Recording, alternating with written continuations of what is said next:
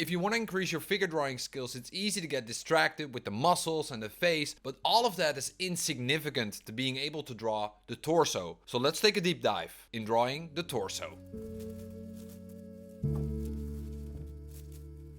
Now, the most important thing that you need to get right is the anatomy. We need to understand the names of every muscle and how they are placed on the body. Being able to draw the torso means getting your anatomy right. Ho ho ho ho ho ho. Drawing the torso is not about anatomy. So many artists draw figures with bulky muscles like Superman or Batman, but just to give you a heads up, most people have an average body type. And what's the whole point of drawing bulky figures? Do you want to show off your anatomy knowledge, or does a figure need to be muscular to be impressive on your timeline? Whatever it is, please stop focusing on anatomy. If you want to focus on anatomy, you might be better off focusing on the bone structure, because the pelvis and the rib cage have a bigger influence on the form of the torso than the muscles do. Yeah, you're right. The bones are really important because that's where the muscles attach to. If you look closely, you can see that the clavicle is attached to the scapula. And everything here is...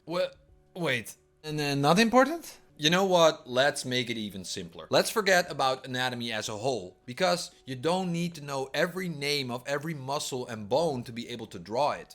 If you want to become an artist, whether that's a comic book artist or a storyboard artist, you're trying to convince the viewer that you're drawing a figure. But actually, you're just drawing something on a paper. We're not surgeons, we're artists. We don't need to be real to suggest the real. So let's see if we can make it a little bit simpler.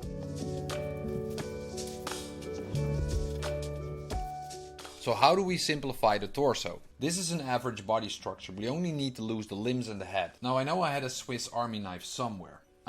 There it is. Chainsaw, no. Knife, yes. Chop. Alright, let's try to copy something that looks somewhat like this and make a simplified torso.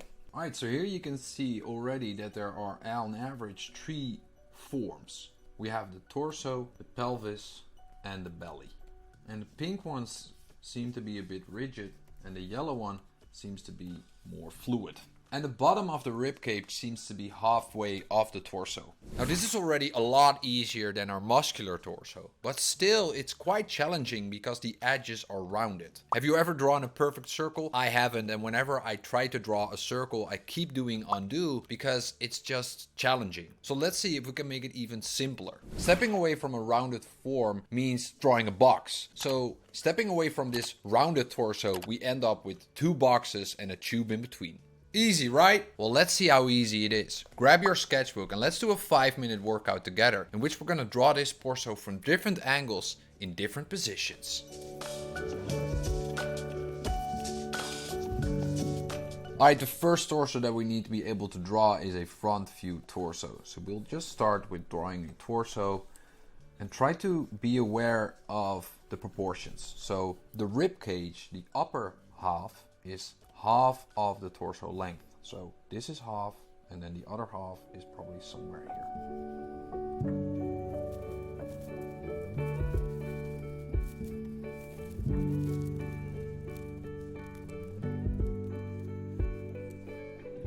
Here we have a front view torso. And I always like to add the belly button because it's a great landmark. Now let's see if we rotate this torso a few degrees. What do we get?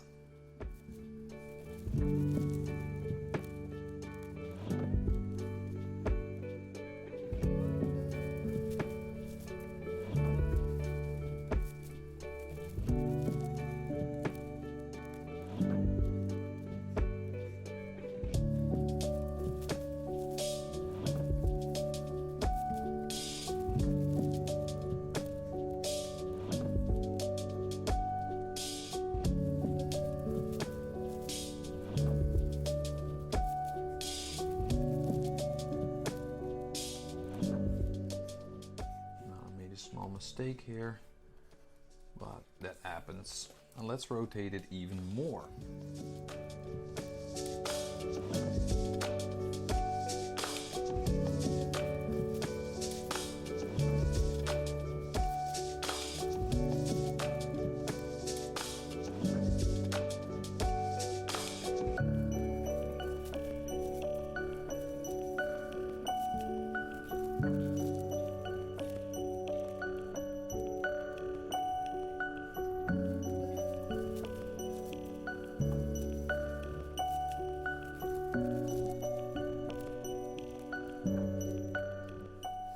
Now, one of the most obvious ways a torso acts is by going forward. So let's see if we can draw a torso that bends.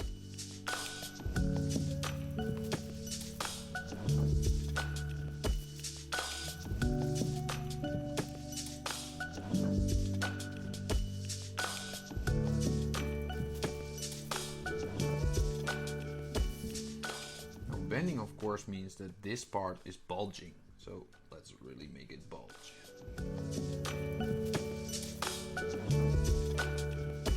The back part is stretching.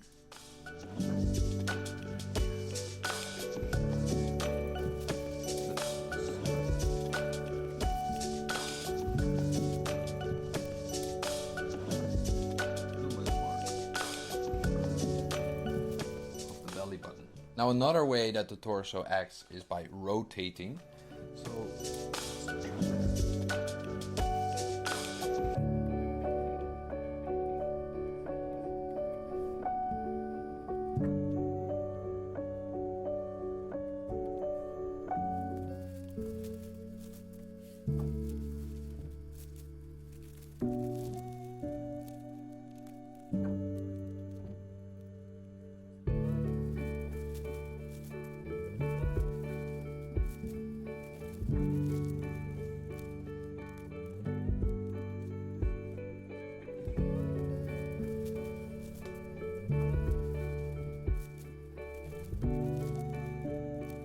or what happens when we do them both together, so rotating and bending.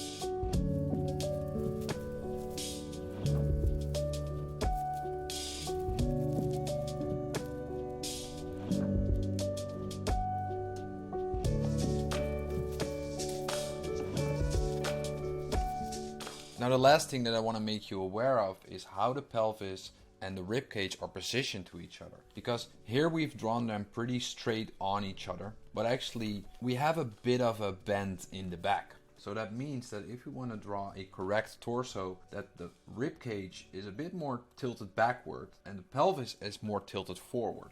So that means that we end up with a pelvis that looks a bit like this.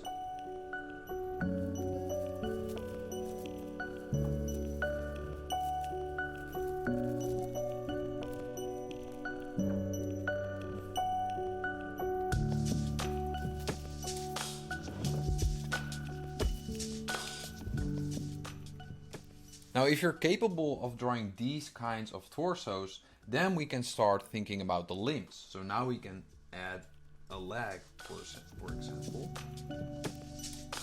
Or we can think about drawing in a head. But the point that I'm really to bring home here is that if you want to be able to draw figures, and I'm really mentioning figures here, not heads, not faces, not portraits, but if you want to be able to draw figures, then being able to draw the torso is really important. If you're an aspiring artist and you're doing this exercise for the first time and you're struggling, don't feel bad about it. You might be a pretty good artist in figure drawing class, but in figure drawing class, you're constantly looking at the figure. And here, we're drawing from imagination. So it's a totally different ball game. But if you keep doing this exercise for a few weeks, I'll assure you that your figures are gonna get better. Also in figure drawing class, because these two concepts are related to each other. Now, when you start to feel confident in drawing these box torsos, then you can start with the details like anatomy. Actually, that's a nice add-on to this exercise. Once you're done drawing the box torsos, draw over the muscles and anatomy. And you'll see that the difference between the boxed torsos and the boxed torsos with muscles is minimum. To communicate form, we don't need muscles. We just need to communicate form, and this can be done with simple forms like boxes and tubes. And now you know how to simplify the torso. And if you did the exercise with me, then you even embedded it in your brain. Now the reason I call it an exercise is because I feel art can be approached the same way as working out. If you want to feel more healthy, you'll need to do a couple of workouts per week. Well, the same counts for becoming a better artist. If you want to become better, just do a couple of exercises per week and you'll slowly increase your skills. Now if you're eager for more workouts, then I would say head over to my Gumroad. But if you want to stay on YouTube, then on the left you can find a recommended video. And on the right you can find a playlist containing videos on teaching you how to draw.